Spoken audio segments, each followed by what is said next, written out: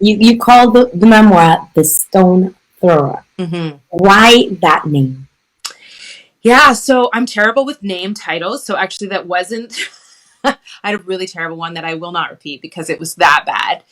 It should have just called Draft One. That's what I should have just called it. But the stone throwing scene. So when my dad was about 10 years old, he lived in the segregated community that was divided by a set of train tracks. And he got the opportunity to go to a Catholic school. He chose to, he became a Christian and went to this Catholic school, or became Catholic, I guess, and went to this Catholic school that was on the other side of the train tracks in the white community. And so he would cross these tracks all the time, every day.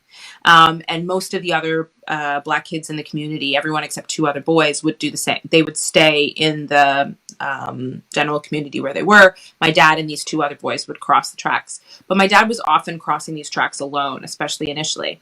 And he would go there and he would take these stones, and he wanted to learn how to throw better when he was by himself. And so he would throw stones at the train as it went by, and he would aim for the letters on the train. And so that there was a study that was done that sort of said that was how he became this phenomenal quarterback, because he learned to time throws based on working with trains. And so that scene opens the book as the story I always heard growing up, and became the impetus for the title, The Stone Thrower. And then the kids' book is all about that stone throwing scene. It's like really the central story of the kids' book. So same title for two books. Very, speaking of your dad a little bit, I know I really want to encourage folks to go out and get the book. You can get it. It's available on practically anywhere, Amazon, everywhere it's available. But I want you to tell me a little bit about why your dad left America and moved to Canada. It's in the book, but just to touch on it just a little bit. So why did he leave America? Because we're told, I'm Caribbean, I'm from the Caribbean. We're told that North America is the land of privilege. Anyone who left the Caribbean wanted to migrate either to England or North America. But your dad left the US and came over to Canada. Why did that happen? Yeah. So this is a spoiler, but not a spoiler, because it's, a true story. You could look it up anywhere. But my dad had won all of his high school football games, which is how he got a scholarship to university. And then he won all of his university games. So he is on record the winningest quarterback in college football history. If you look up the NCAA football records, he's, when I go into schools, I tell kids he's won more college games than Tom Brady. And they're like, what? It's true. It's true. It's true. And so he won all these games in college, but then when he was coming out in his senior year, the NFL was sort of interested in him, obviously. But in 1972, they didn't have Black quarterbacks.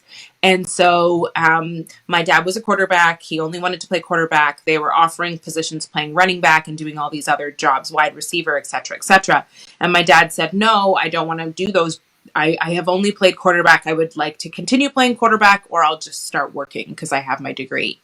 And so the NFL, all of the NFL teams universally rejected him. They did not draft him, not the first draft, not the second, not the third. There were obviously quarterbacks who were not as strong as him who were drafted into the league. And my dad just sort of shrugged it off. And the Canadian Football League came knocking. And that's how we ended up in Canada. The Hamilton Tiger Cats wanted him to play for them. And so he did. And he went and played for the Hamilton Tiger Cats. And in his rookie year, won the Grey Cup and was MVP of the Rookie of the Year, and then MVP of the Grey Cup. So it's like this really incredible kind of Disney level story. But it's also a really interesting one because it was probably the part of the story that I found the hardest. I just sort of said, like, and it happened in his college years as well. He was offered scholarships to schools, but not to play quarterback. And he said no. And I was just kind of like, what are you thinking? Like, why not just play? Just who cares about playing quarterback? And I think my dad was just really principled in saying, like, no, if they don't want me for the sport, the position I play, then I don't want them. And, it worked out, but I still think it might have been a little crazy. You wrote for most of my life, I have felt watery like an ocean. My sense of self disoriented and bottomless, my blackness lost and out of place in a country known for cold winters covered in whiteness. And I don't know how I got here to this place of uncertainty. I have, I just know it has something to do with my father. What exactly do you mean? Mm. Yeah, that's probably, I mean, that's the opening line of the book. And I'm not, I know it sounds vain, but it's my favorite line in the book. You don't have to read any further. After you read that, I'm brilliant. I'm brilliant. And the brilliance is done.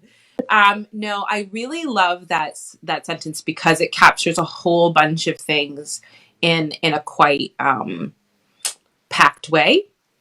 Um, I think the part about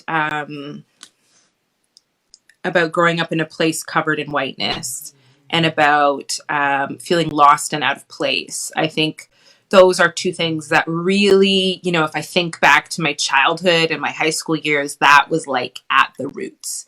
That I always felt lost. My blackness felt watery. It felt like something I couldn't quite touch or hold on to. I was never black enough for anybody. Um, and I didn't even know if the word black belonged to me for a while. Like, could I use that term? Should I use that term? Why? Why? I think because, I talk about it a little bit in the book. In America, when you're just a little bit black, you're black, right? Like my mom looks very, very light, but she is indisputably in America black. Like nobody would question it. And in Canada, it was the opposite. Like if you don't look quite black enough, people will take your blackness from you. You're not quite black. If you don't act black enough, they will also sort of take your blackness from you. Well, you're not really black.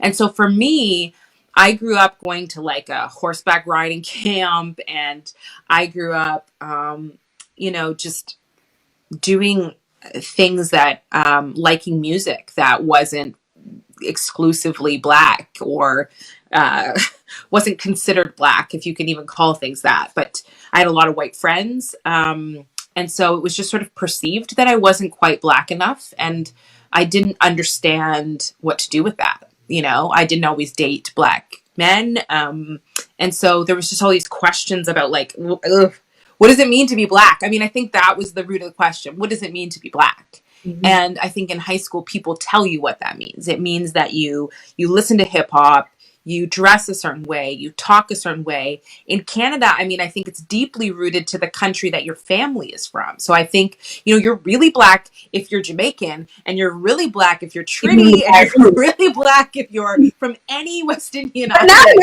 You are like solidly black, right? If you can speak patois, if you know how to go to Caravana and really dance, like you are black.